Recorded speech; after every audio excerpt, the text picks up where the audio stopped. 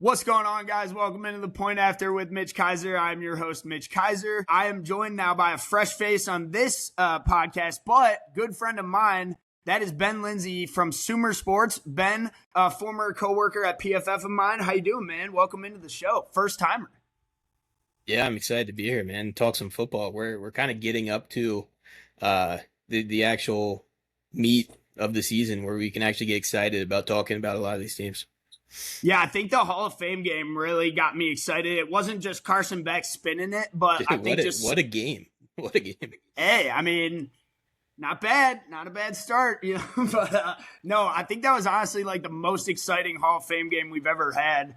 I was reading a tweet today from Evan Siddery saying there were like 6.7 million viewers, and it like trumped any NBA regular season game viewership already. And I was like, that's remarkable. So I just thought that just shows the NFL, the monopoly that it is. And that's why I wanted to get you on here, NFL betting expert from former from PFF, now joined at Sumer Sports here. You and I used to rip it up in the office for years, but we've never actually done a live podcast together. So, yeah, no, it'll be good. It's just like those conversations in the office, honestly. Just have mics in front of us now. Yeah, exactly. All right, cool. Well, won't waste any more of your time, Ben. I appreciate you coming on here. I know you're a big betting guy. Talk about just kind of what you're most excited for getting into the season. I know then we'll kind of do it division by division here and really kind of look at the playoff picture. But what are you most excited for this season? I know you're a Steelers fan. Anything there, any one particular storyline you got your eyes on?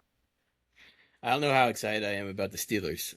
It's kind of the same story this offseason as we've had, but like, I think last year was interesting in the fact that like the two teams that ended up in the Super Bowl, the Patriots and the Seahawks, no one really had on their radar going into the year, and then a lot of these teams who are perennial contenders, the Chiefs, the Ravens, they underwhelmed, right? So I think that's kind of an interesting storyline coming in. Can some of these teams, the Lions, you can throw them into that group. Can they kind of bounce back?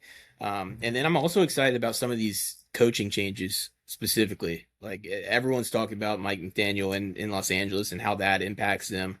Right, the Ravens changing their coaching staff, bringing in Jesse Minter as head coach. What does that do to their defense? Declan Doyle as OC, right, coming from that Ben Johnson kind of tree. What does that do to their offense? Does their offense look different than what it has in the past under Greg Roman and Todd Monken? So I think there's a lot early in the season with some of these scheme and coaching changes that we can really get answers to early on. Yeah, I do wonder how quickly Mike McDaniel will get back in the running for like a next head coaching job, whether it's like in a few years from now or one that opens up, depending on how he does in Los Angeles. Everyone's really, thinking they're going to light it up this year offensively. But yeah, man, so much to talk about, so much to get into. We can kind of just get this going now. Division by division, we'll start in the AFC. I just kind of want to open it up here.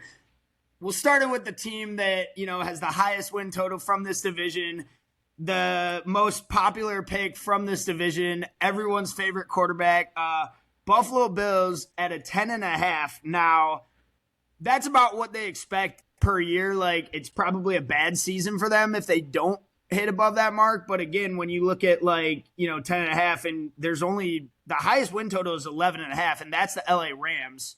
And I would say the Rams roster is significantly better than the Bills top to bottom.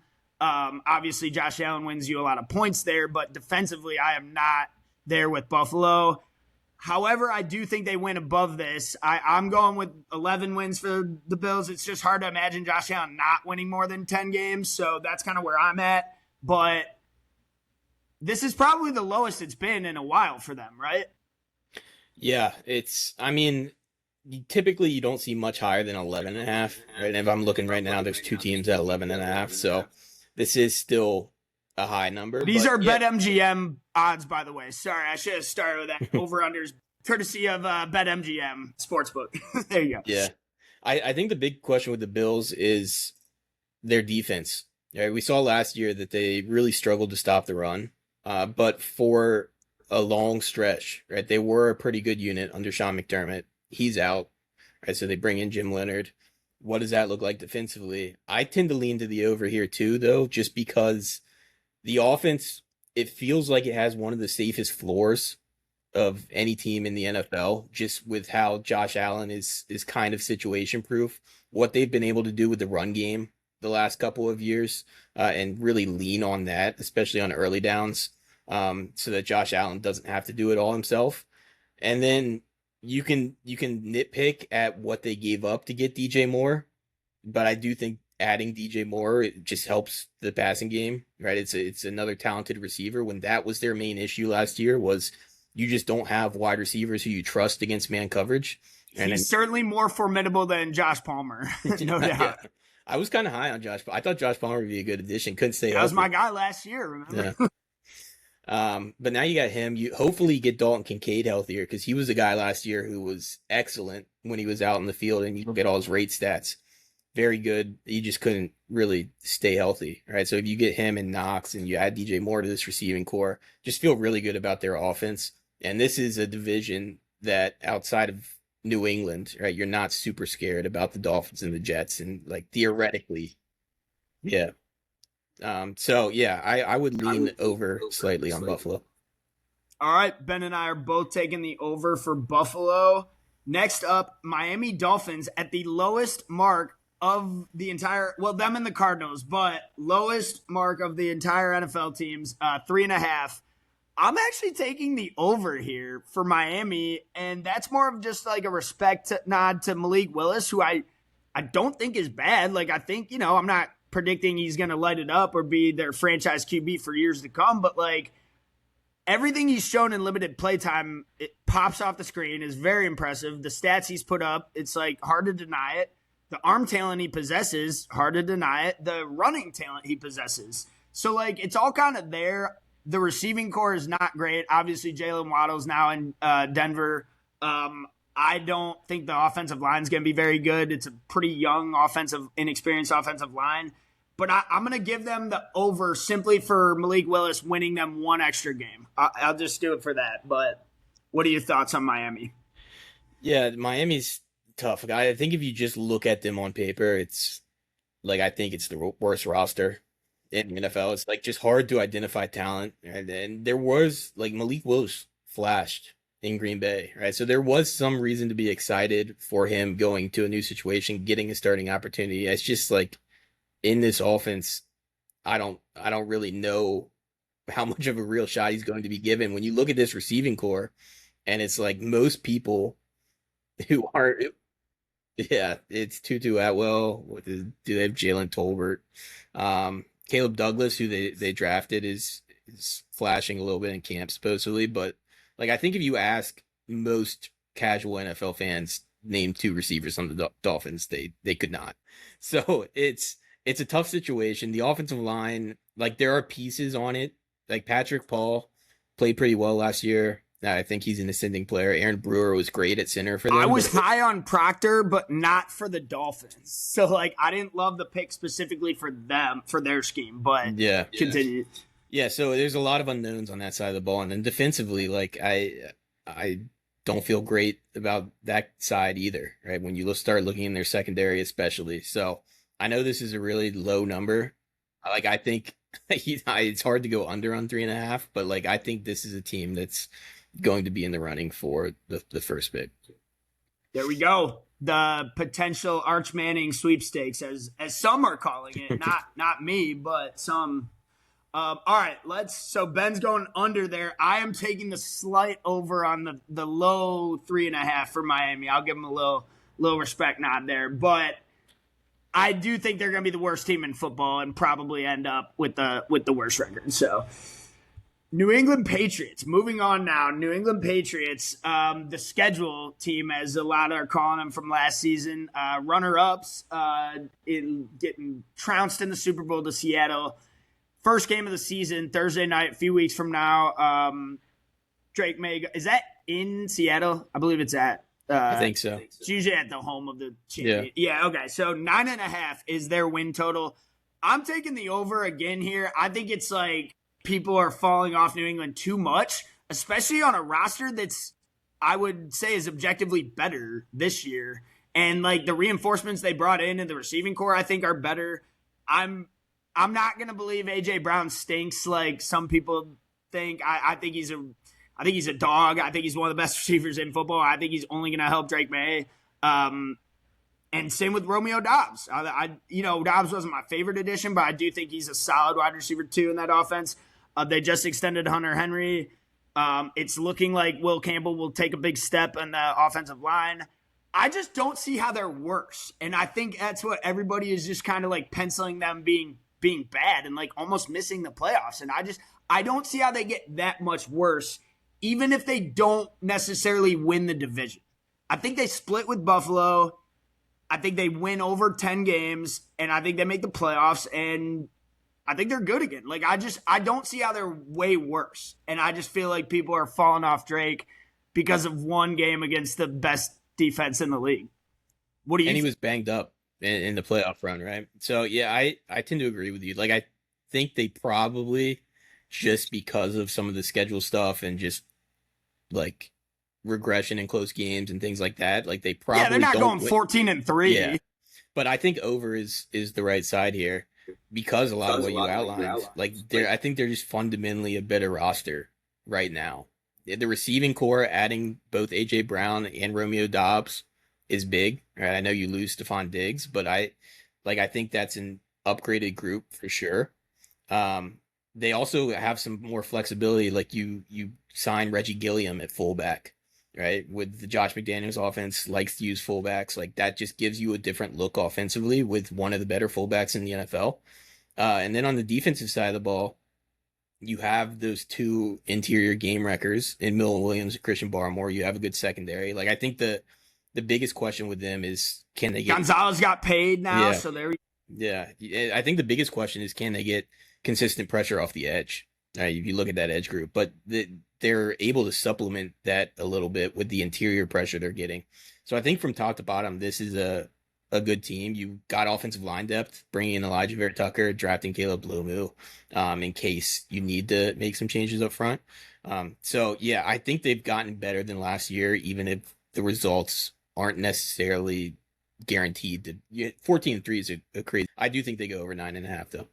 Well, it's funny because I think we had this conversation a year ago, and I was the opposite end of the spectrum because I've always been all in on Drake. Like, we know that I think he's, top 3 quarterback already. But last year, I thought the odds makers were giving them too much respect. And I was kind of like, they just won 3 games. I don't think they're going to make the playoffs. And then I couldn't have been more wrong again. So maybe that'll happen again. I just feel like with the roster that Drake led to the Super Bowl last year, I feel like it's just night and day, a way better roster. So that's kind of where I'm at. But who knows? That's what we might look. I might look dumb at the end of this. Who knows? But all right, New York Jets, 5.5.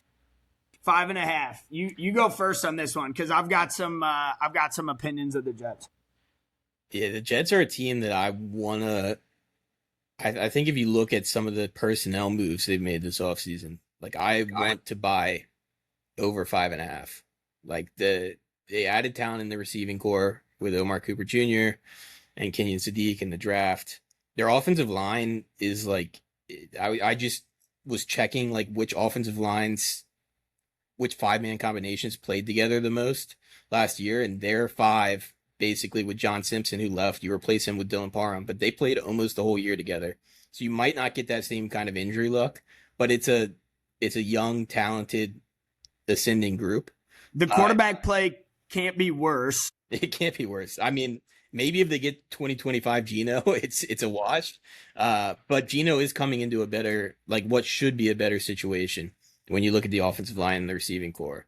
I think the holdup for me is it's like the last couple times we've seen Frank Reich offensively, it has not been great, right? So from like a scheme perspective on offense and defense, I'm not 100% confident. But like I still think that they can get to 6, maybe 7 wins with what they've added. Okay, well, I'm going under here. And I think they win the same amount of games as the Dolphins. I think they both, which I don't know, maybe pick one to finish last and the tiebreaker, whoever. I think they're going to be pretty bad again. I understand Geno is like obviously a way upgrade considering what they had last year at the position, but I don't know if Geno is going to be back to Seattle Geno, which, it doesn't have the talent that they had in Seattle, but the receiving core, Garrett Wilson certainly helps. I'm worried about Aaron Glenn. I don't know if he's the guy for the long term. It didn't look great last year. I fear that he might start coaching for his job already to win. I think they're going to try to win more than 5 games more for his job security versus trying to tank for who I think Julian Sayin or Sam Levitt in next year's draft. It would be who I would tank for. And I think they might mess that up, but I'm still taking the under of them just because I didn't like the Kenyon Sadiq pick. He's already hurt. I think Mason Taylor's arguably a better tight end already. I don't think Sadiq is going to be the pass catcher they think he will in the NFL. I did like David Bailey. I was glad they went with Bailey over Arvell Reese because I didn't understand the Reese hype at 2. But I don't know, man. I'm not really expecting Geno to get back to I don't think it'll be as bad as Raiders Geno, but I don't think we'll see Seattle Geno. I think they win 4 games, so I go under. Yeah, I mean, betting against the Jets, it's hard to argue against that over the past decade. That's true. All right, so that is all we got in the division. Ben and I both took the over for the Bills and the Patriots. I took the under for the Jets. Ben did that for the Dolphins, and then I took the over for the Dolphins. Ben took the under for the Dolphins. So, all right, moving on to the AFC North division now. A division we're very familiar with here, living in Cincinnati, and you being a Steelers fan. Let's start with we'll start with Cincinnati right here. They have a 10.5, which when I saw that, I was almost a little surprised that it was that high. And then I was really digging more into their roster and the upgrades they made. And defensively, they're a lot better this year. And that might lead to, hopefully leads to more wins on the field. But the Shamar Stewart injury, I don't think it's not a whole season thing.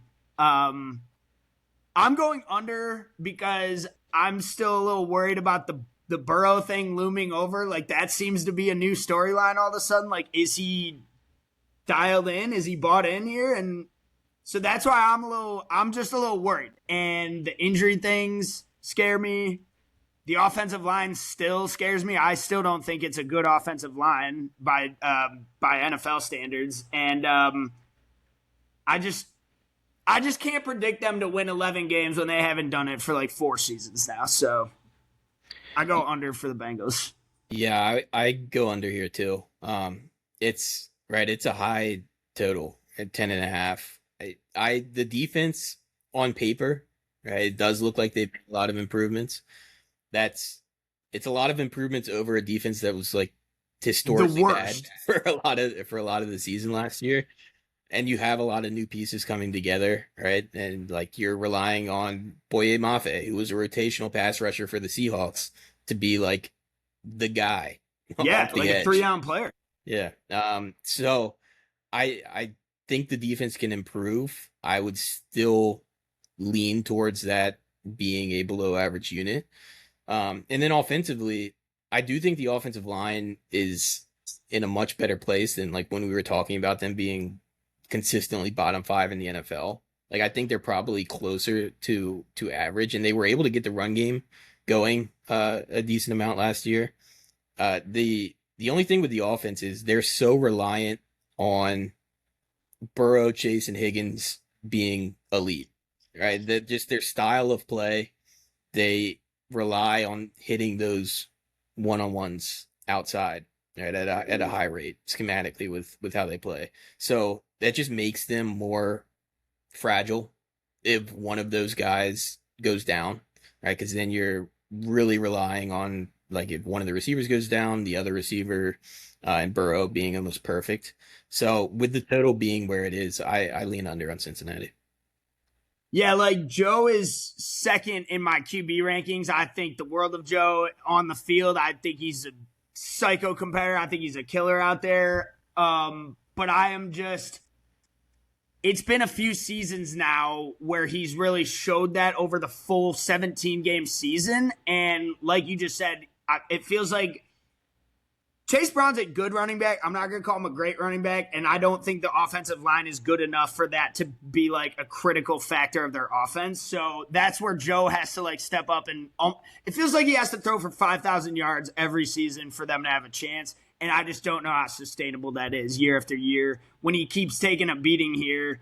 And I think he's finished more seasons injured than more seasons healthy. So that's kind of what I'm a little worried about. But all right, enough on the Bengals. I should have done the Ravens first because they actually have a higher win total, the highest in the NFL, tied with the Rams here.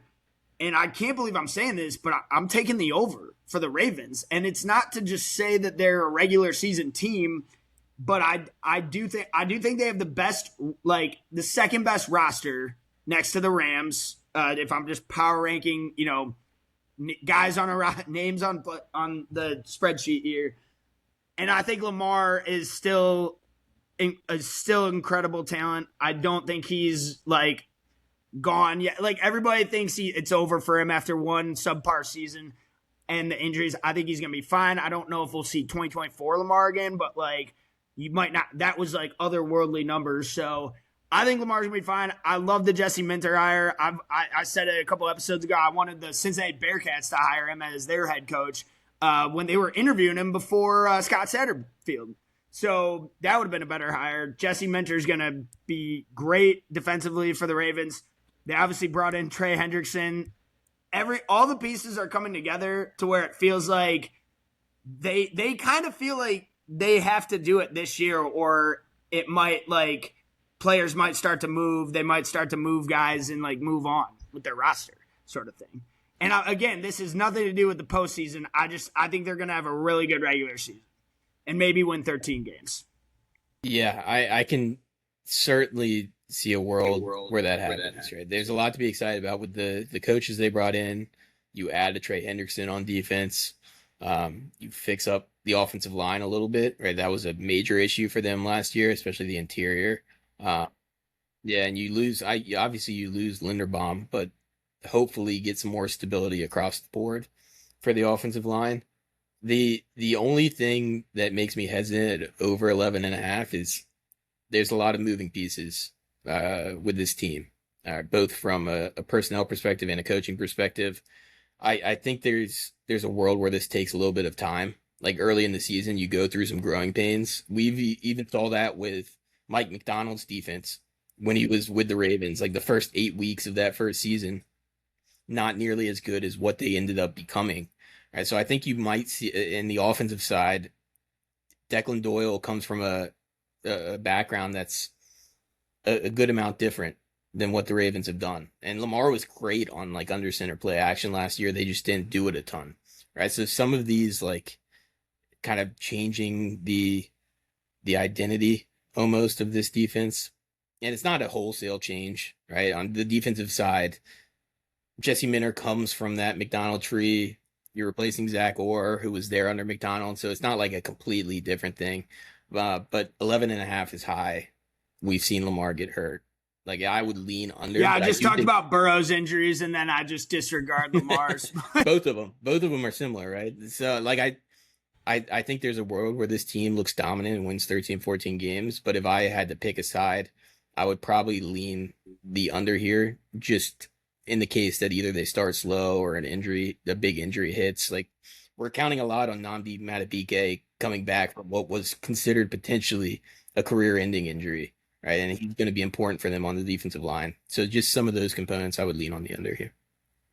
Yeah, taking the over on the highest total is like definitely a choice, but I feel like it's gonna be like one of those seasons where they just like run the table from in the regular season, and then playoffs are always different story for Baltimore and Buffalo. I kind of put them in a category over there on their own, but that's not to take away from the first 17 games of the season. So I do think Baltimore gets the 1 seed this year if I had to make like a playoff prediction right now, but like. Yeah, it could take time to come together. And we've seen some first-year head coaches light it up right away. And, like, even I would say the same thing with Ben Johnson last year. It took a few weeks, and, like, they lost the first 2 games, gave up 52 points in week 2 to Detroit and lost to 9 McCarthy in week one. Yeah. So, like, after that, they kind of hit their stride. So, no, I do think you bring up some good points there. Let's talk about your team now. Pittsburgh Steelers, 8.5. No Mike Tomlin, no more 9-game win streak, forever above 500. Do they stay above 500? Are you taking the over here, or are you going under for the first time in a while? Yeah, I'm conflicted on this one. Because I do think, like, I think obviously Tomlin had a great career in Pittsburgh, got the most out of what was at times a limited roster. I think it was just time for fresh ideas in the coaching staff. And then on offense, like, you add a Michael Pittman, right? This young offensive line, he gets a chance to develop a little bit. You draft Max Ianichor, who through training camp reports has looked great. He's looked dominant in training camp so far. Yeah. So, like, he potentially wins the right tackle job over Dylan Cook. You bring in Rico Dowdle, who's another guy you can take on the work in the backfield. And then defensively, like, I think a lot of times the Steelers defense got pretty stale. You're playing a lot of single high. You're playing a lot of cover 3, cover 1, giving the same looks. You weren't doing a lot of crazy stuff up front. So Patrick Graham might bring some more diversity to the defense. All that being said, like, it's hard to get super excited with the limitations of this offense with Aaron Rodgers, right, who had flashes last year. But then you go to a game like the Texans against a defense that can generate pressure consistently, and he just can't escape the pocket. He's limiting hits by getting the ball out quickly, throwing the ball away, which limits pressure, but it also limits your upside offensively, right? If you're not necessarily holding in to take downfield shots. So I think this number is about right. If I had to pick, I would maybe go under and say 8 wins. I'm doing the same. I was going to say exactly 8 wins. I think it's like the Tomlin. It's like last year when the clock struck midnight for Tyler Loop, he would miss it because Tomlin's still on the coaching staff. But if Tomlin leaves, then he makes it, and then they don't get the 8th or the 9th win. So that's how it would be the alternate ending this time around. So I'm with you for all the reasons you just said. I just think the offense is so limited. I still want to see some out of Roman Wilson. I was high on him coming out of the draft a few years ago. I just don't know where he's even been. So he was getting some early buzz as like the wide receiver 3 because they drafted Jeremy I've been Bernard. reading that. That's why, yeah. So maybe he could be a weapon for them, but we'll see. I agree. I'm going under. And then the last team in the division, Cleveland Browns, 5.5. I will also be taking the under on this one.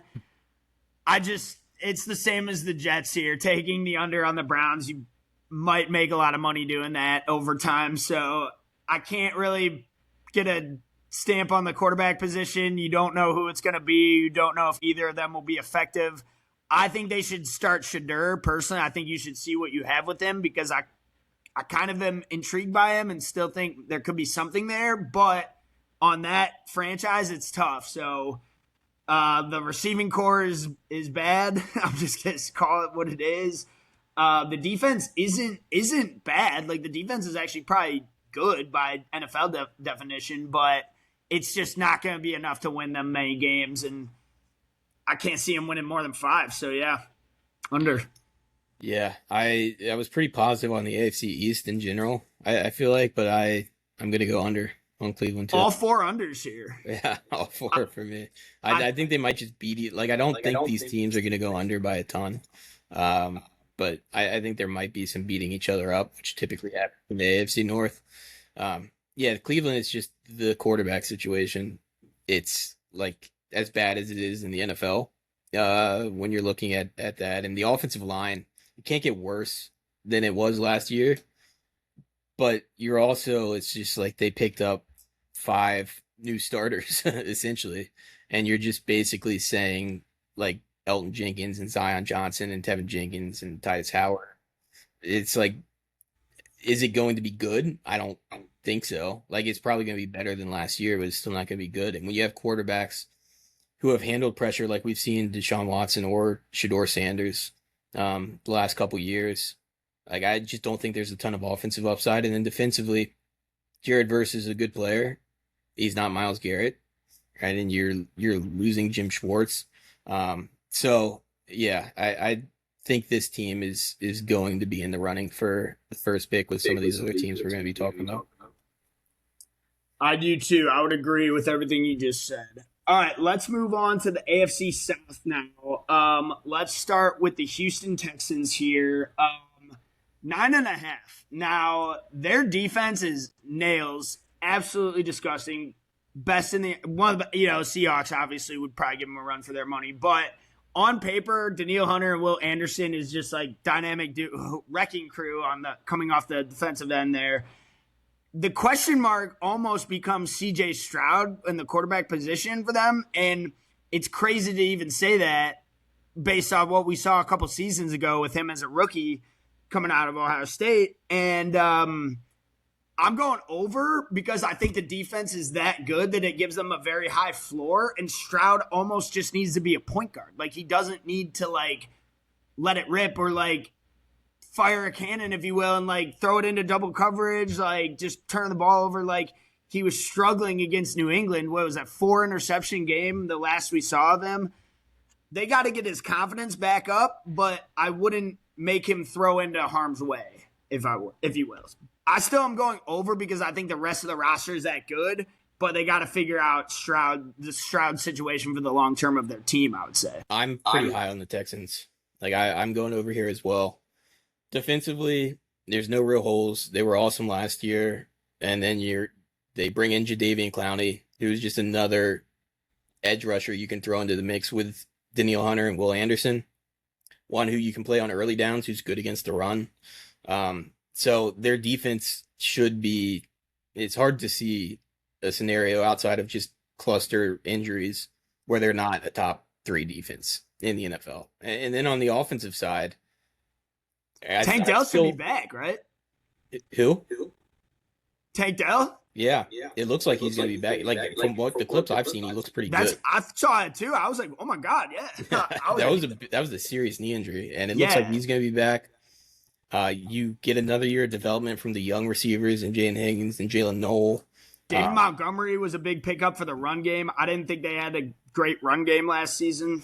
Yeah, no, their backfield, like, I think Montgomery, he's not the most explosive guy, but he's going to be able to maximize whatever's there, right? And be potentially a success rate type of guy who just keeps you on schedule in the run game, which is better than what they've had the last couple years. That's been the biggest issue with their offense. It's just you're getting into all these second and long, third and long situations. The offensive line stinks, and then C.J. Stroud's just running for his life and trying to make a play on these long down and distances. Yeah, and it's not all on Stroud. That's like, you bring up great points about the O-line. That was one of the worst in the NFL last year, so it really didn't give Stroud any time to throw back there. So that needs to be much improved, but I'm with you. I think early on in the season, if Stroud looks good, it's one of those things where it's like, keep an eye on this team for the whole season because they could be going for a Super Bowl appearance. So we are both taking the over there.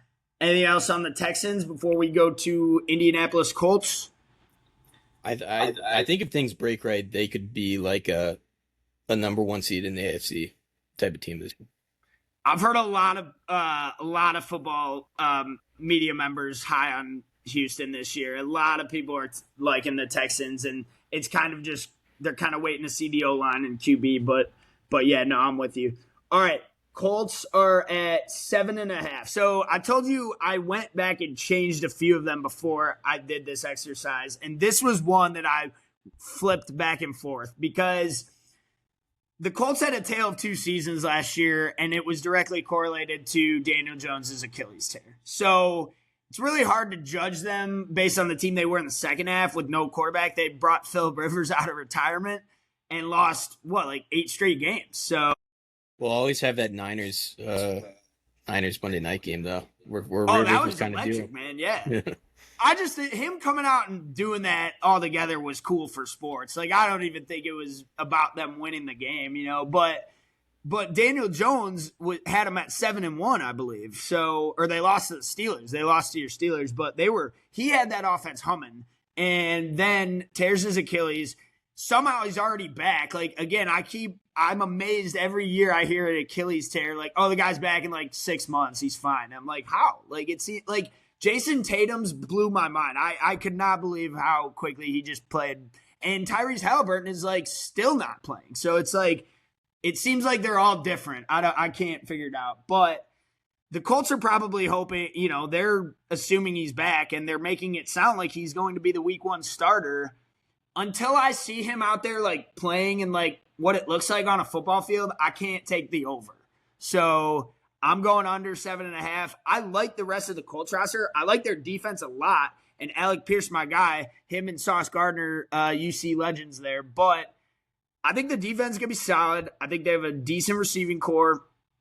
And but it's the question mark because they couldn't win a game without Daniel Jones. And I'm not making him Josh Allen here, but he still has a decent floor, I would say, for them. So I got to go under until I see him play. I'm going to go over. And it's really just from reports, Daniel Jones looked pretty good, like when he's been out there this offseason in training camp. And I feel like people are overly down on the Colts based on the end of the season when Daniel Jones was hurt, right? And then when he got fully hurt and they started to go to the Phillip Rivers of the world. The defense had injuries too, right? Sauce got banged up after he went there. Various Ward had injuries. Like if both those guys are healthy, that's a good cornerback duo. And I just have a lot of faith in Shane Steichen as an offensive play caller. I feel like when we've seen Steichen with a competent quarterback. See, you're convincing me mid podcast now. Now I want to change it because I had it before, but yeah, no, keep going. There's a lot of questions, right? There's questions about what Jones looks like coming off the injury. There's Alec Pierce still hasn't come back, right? So there's questions about his status for week 1. You got rid of Michael Pittman.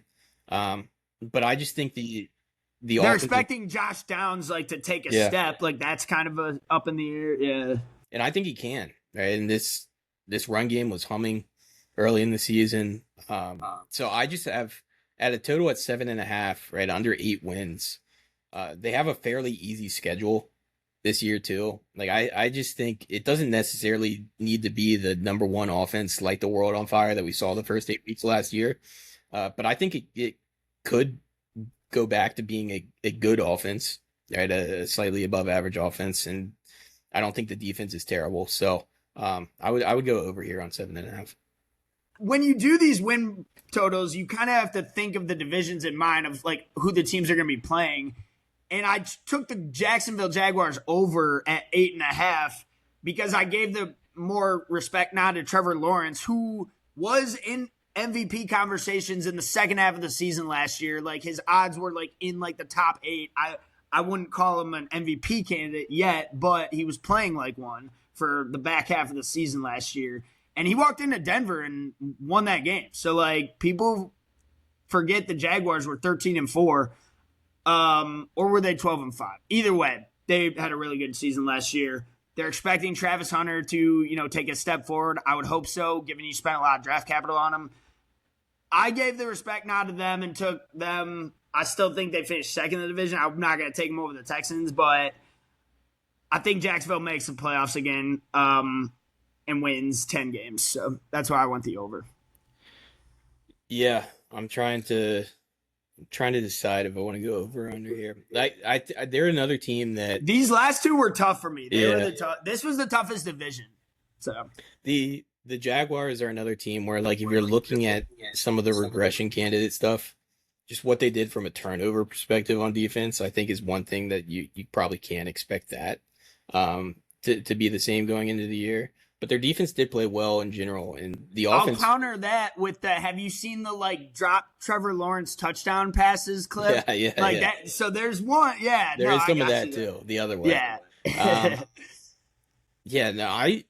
We've always talked about the AFC South as being like one of these basement dwelling divisions, at least over the last decade. But I think it's kind of out of that. 3 viable options this year. Yeah.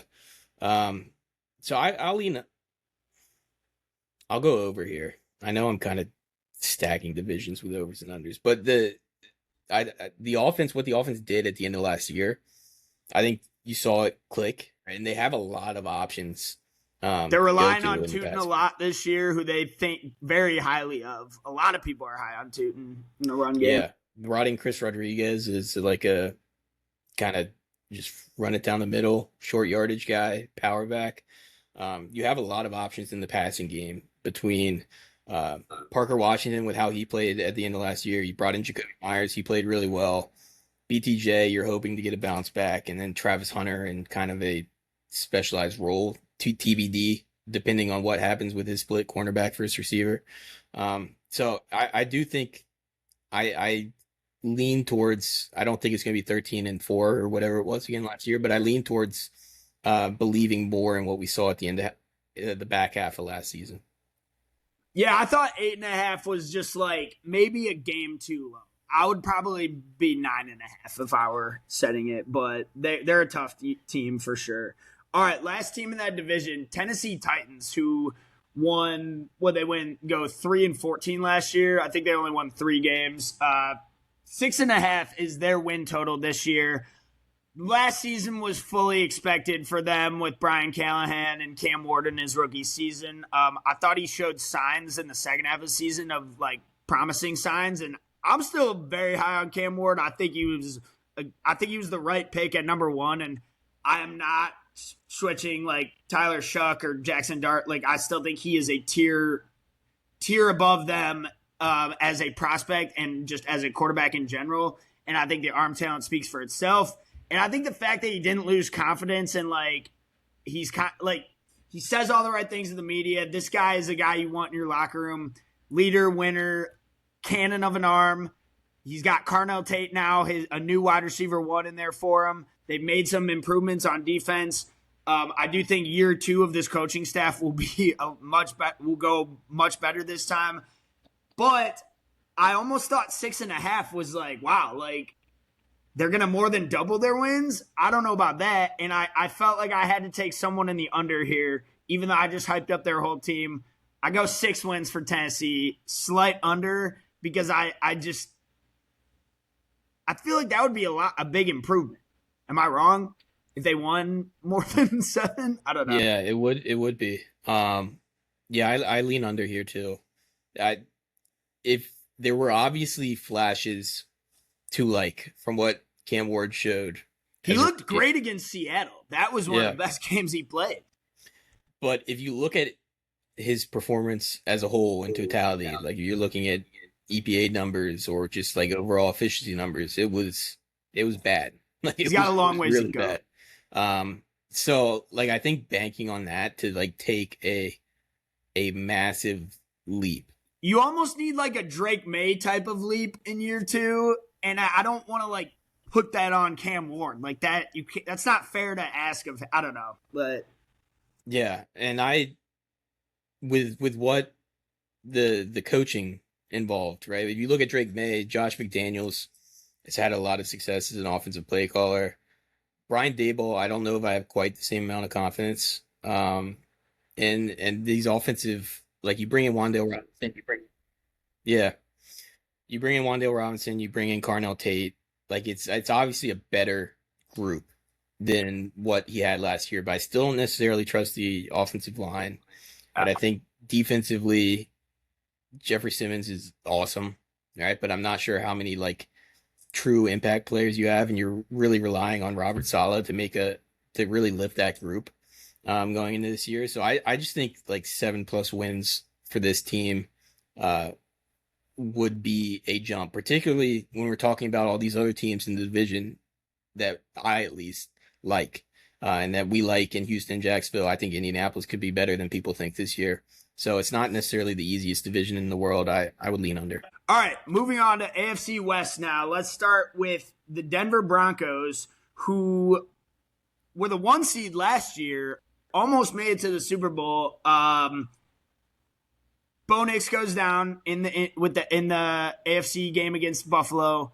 Jarrett Stidham comes out, has to play. We know what happens in that game. That was like the grossest football game to watch, like low scoring against New England. Patriots advance.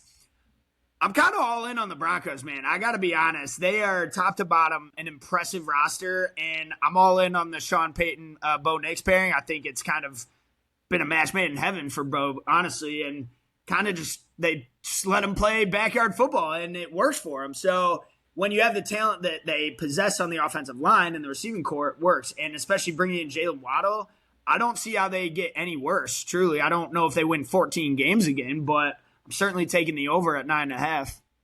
Yeah, they're another one of those teams that was great in close games, like outrageously good in close games last year. But at the same time, their total sitting at 9.5, right below these teams at 10.5 and 11.5. And if you just look at their roster, it's one of the best rosters in the league, right? And you add Jalen Waddle to it, like you said, he really gives you that vertical threat, that yak threat, that really, I think their receiving core, they were kind of relying on like Marvin Mims and Troy Franklin for that. Jalen Waddle is just a clear step above those guys. I think he pairs really nicely with Cortland Sutton.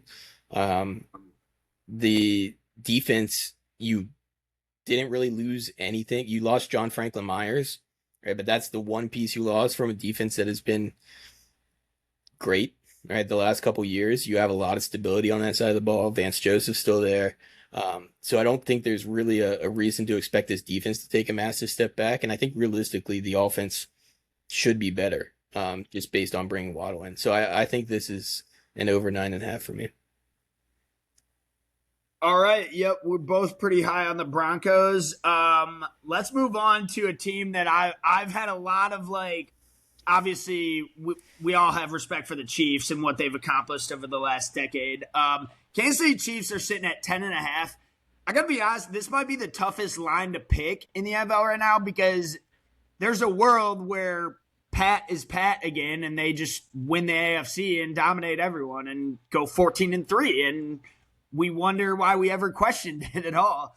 And then there's also a world where there are some kind of, I don't want to say growing pains, but pains coming off the ACL tear and just kind of Kelsey's not the same player he was. The receiving core is bad. Andy Reid play calling maybe isn't working as well still. Defense isn't as good. The loss of Trent McDuffie. So I see both sides of it. I'm never one to doubt Pat. I've always kind of said if the Chiefs are playing, you just pick them to win because they're probably going to win with them. But I have to see it. It's kind of like a Daniel Jones thing here for me. And I'm not giving Daniel Jones the same tier as Patrick Mahomes, but I want to wait to see what 15 looks like. I have no problem picking them to win the Super Bowl if I see him dominate in week 1 and 2. And then it's oh, yeah, he's back. They're good. He'll probably win MVP if he does that. But until I know if he's fully back to himself, because a lot of people are I don't think he's going to be 100% right away. So, and the receiving core is still not ideal for him.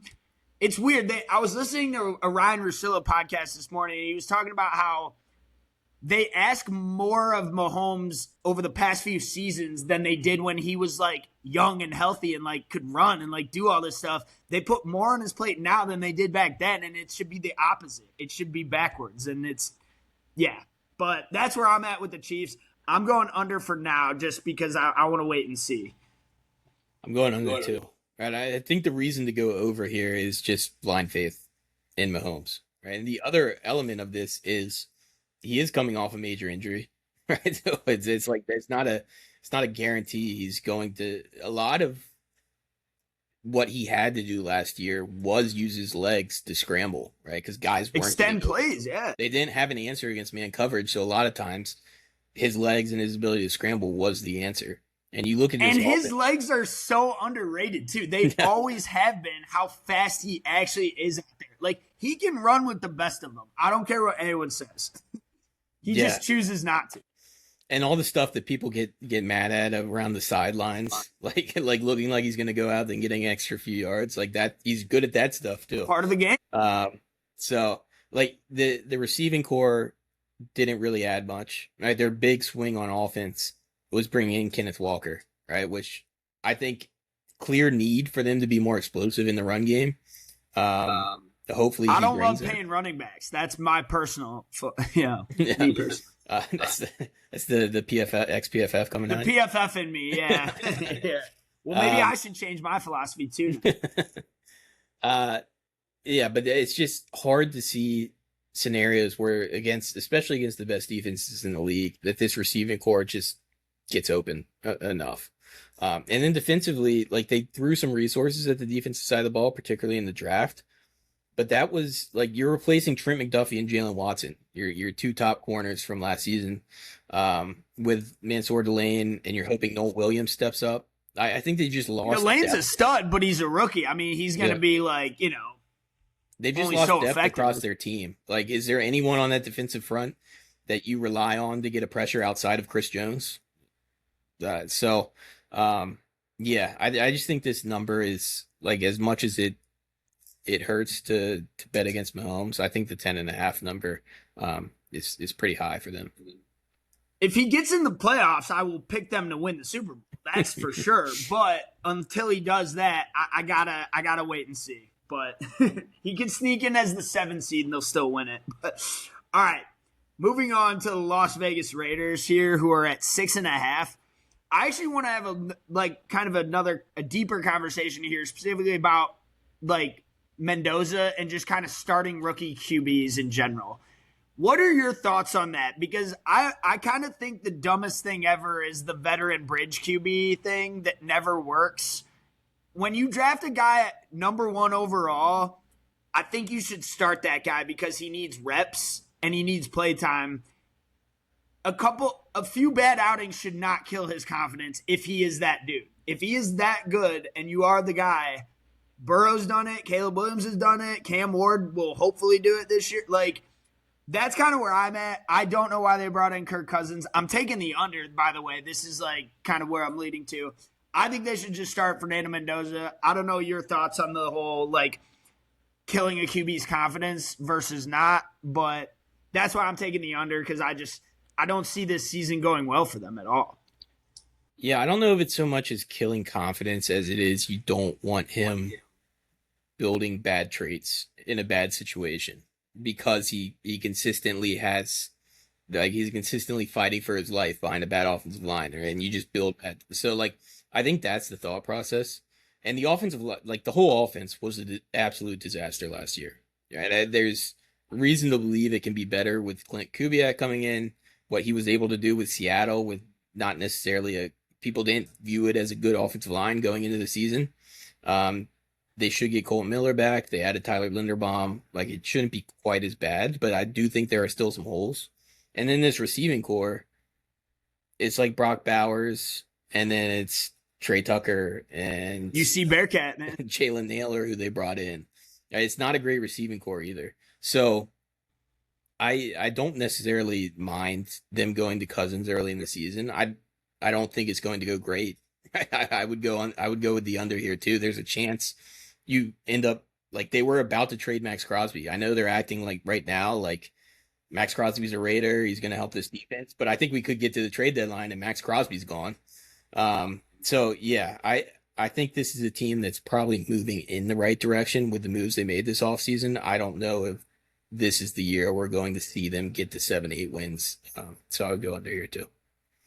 Yeah, like I like Fernando, and I do think he was the right pick and will be good, a good franchise QB for the long term. I almost just think it's like I just feel like they're wasting time when they do that, and you end up with the Jacoby Brissett situation in New England a few years ago. It's like, just start the guy, like, I don't know, but yeah, no, those are good points, and you don't want them to develop bad habits. Hey, this offense needs a Jeremiah Smith. They could, yeah. Maybe that's the point for playing Kirk. Maybe Mendoza would win them too many games already. Last team in the AFC here, Los Angeles Chargers. 9.5 is their win total. I actually thought this was like, I don't want to like not too low. I would probably set this at 10.5, and that I'll just say I'm taking the over here. I'm a big fan of the Mike McDaniel of hiring for the OC. I've always been a Justin Herbert guy. I think Herbert's a boss. I think I get the playoff stuff.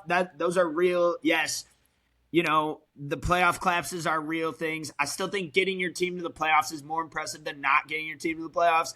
and there's so many quarterbacks who never get to the playoffs. So losing in the playoffs is still better than not. So we'll put it that way. I think the Chargers are going to be really good. Jim Harbaugh, I think, obviously, him and Herbert have been a great marriage together for this team, and I think Herbert's stats are going to be like, I'm not taking him to win the MVP, but I do think he will finish in like top 4 MVP vote getters this season. I think his numbers are going to be crazy in this offense. Yeah, there's a lot to be optimistic about, especially on the offensive side, given what we've seen Mike McDaniel do with the Dolphins. And like probably the biggest upgrade in the offseason is just the Chargers getting Joe Alt and Rashawn Slater back. Like, yeah, back healthy. They were on the team last year, but they hardly played together at all. So the O-line will be night and day. Yeah. And there's still some questions on the interior. Like, you got Cole Strange starting and whatever. But this, like, I think this has the chance to be a really explosive offense. If you give Herbert more time to sit in the pocket. You saw Mike McDaniel, like, the Dolphins were explosive getting the ball out quick as well, right? And I think a guy like Ladd McConkey could take a big step forward. You have some different receiving options. They added a bunch of different pieces to the tight end room in the offseason with David Njoku, with Charlie Kolar.